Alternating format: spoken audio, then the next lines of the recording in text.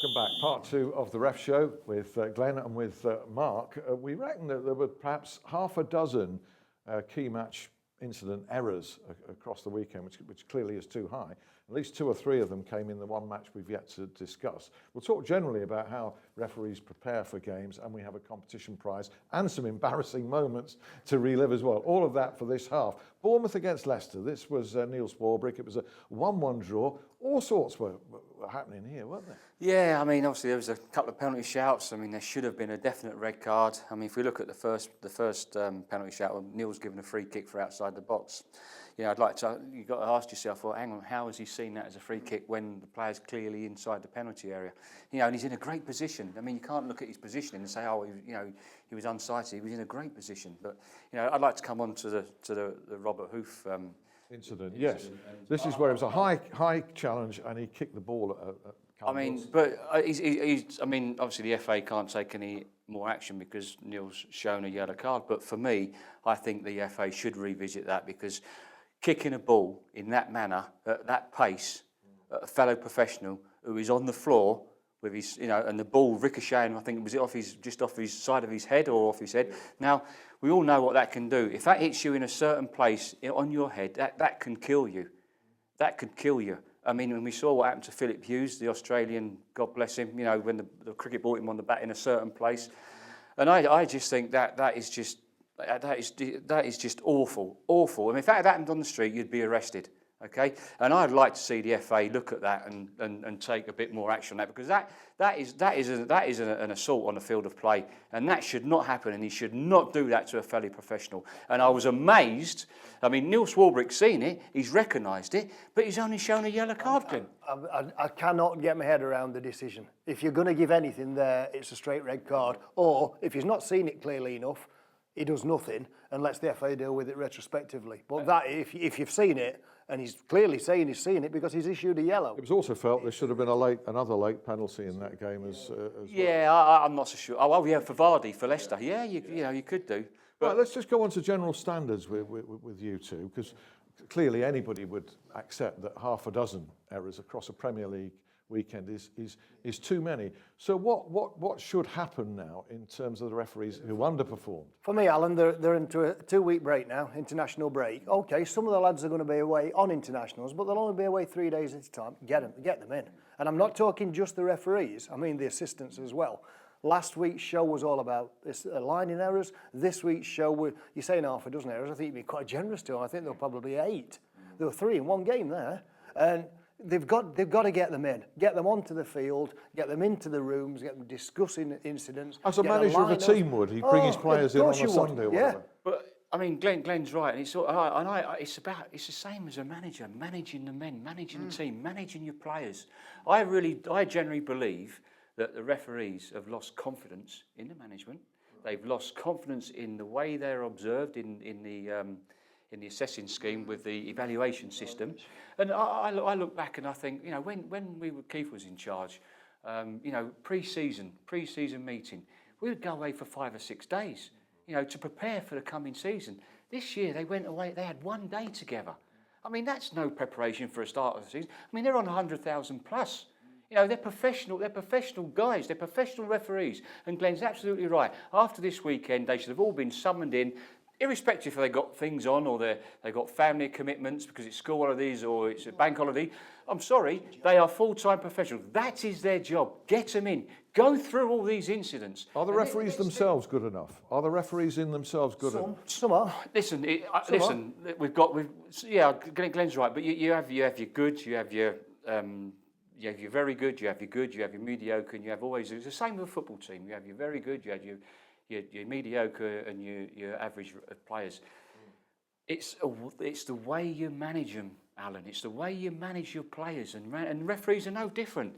And I've been there, he's been there, and we know exactly what happens. Just following on from that, Mark, what I don't get, again, is the appointing system. We've got the country's #1 referee again on a City Watford game where we know the sides, all 3 of us know.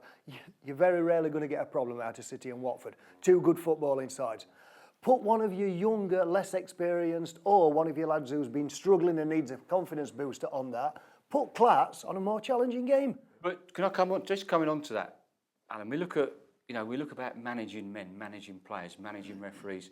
Look at Lee Mason, okay? Let's just take Lee Mason in context. Okay, a few weeks ago, he got highly criticised for his handling of Crystal Palace Arsenal for not sending off the Arsenal player for persistent infringement. Okay, we talk about managing the game. Fine, okay, let's not criticise him too much, but he most probably went 1 or 2 tackles too far with it. Okay, so since then, 3 weeks ago, he's not refereed in the Premier League. He didn't referee last week in the Premier League. He hasn't refereed this week in the Premier League. Where did they send Lee Mason this weekend? Right, he's 4th official. He lives in Bolton. They sent him all the way down to the South Coast.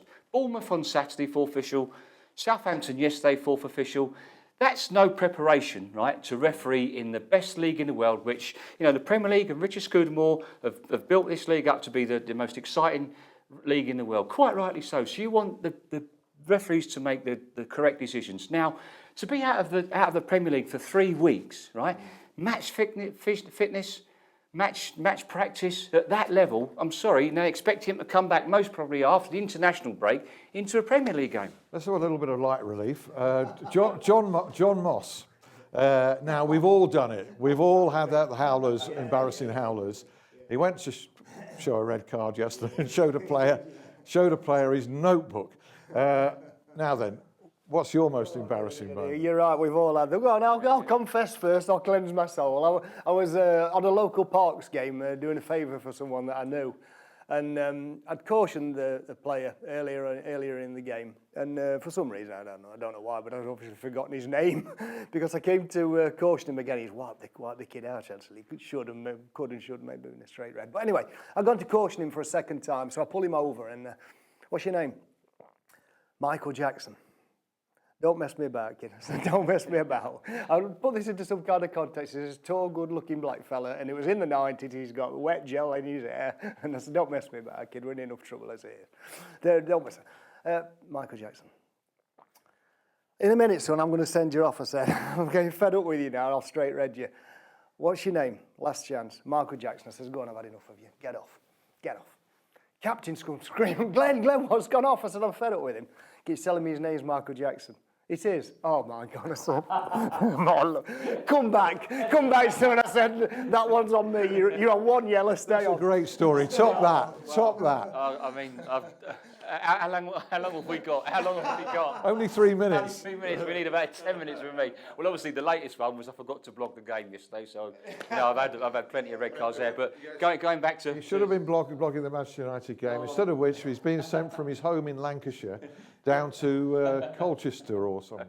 But no, I mean, we look at that. I mean, I've gone out at Anfield, Man United, forgot my whistle. I went to blow for the captains, and I couldn't blow my whistle because I did.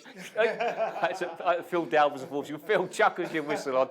And there was another game. I've done a UEFA Europa League game in Gothenburg against Sampdoria, and went to show a yellow card and gone into my pocket.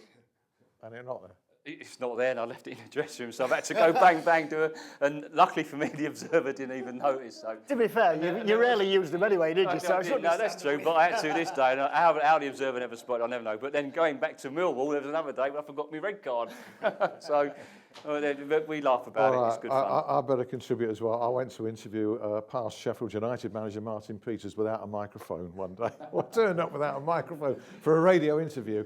And I also, at a sports forum that we did for You Are the Ref, we had about 5 on the panel, and I decided the order of who was coming in the room first. I left Stato, Angus Loughran, outside. I forgot him. I introduced the other 5. We started. As far as I'm aware, he's still out there. He's still outside. I think you should have lost your microphone that day as well. Right. Well, talking about hilarious incidents, and it brings us on to our competition prize, and we've got a winner of this shirt here signed by Premier League referees. I'll announce the winner in a moment, but before we do that, there was an amusing incident the other day involving Michael Oliver, who went to watch a game that his wife Lucy was refereeing, a women's game. I think it was at Boreham Wood, involving Arsenal and Reading. And there was an incident there where one of the assistant referees was injured, and they appealed for a qualified official. And there's Michael watching it. He comes on to run the line for his wife, which is quite a story. I tell you, lucky I wasn't blogging it. There's no chance of me doing it, was there? Hey, and ref cam should have been on you a few days ago because you refereed a charity game in Sheffield, yeah? Yeah, I did, yeah. And you ended up sending somebody off. I in did. A charity game. I did. It was an awful challenge. It was. The player was taken to hospital, and I couldn't believe it. But anyway, I did. It happens to you, very, doesn't it? very, very rare of me to show a red card, wasn't it? It happens to you.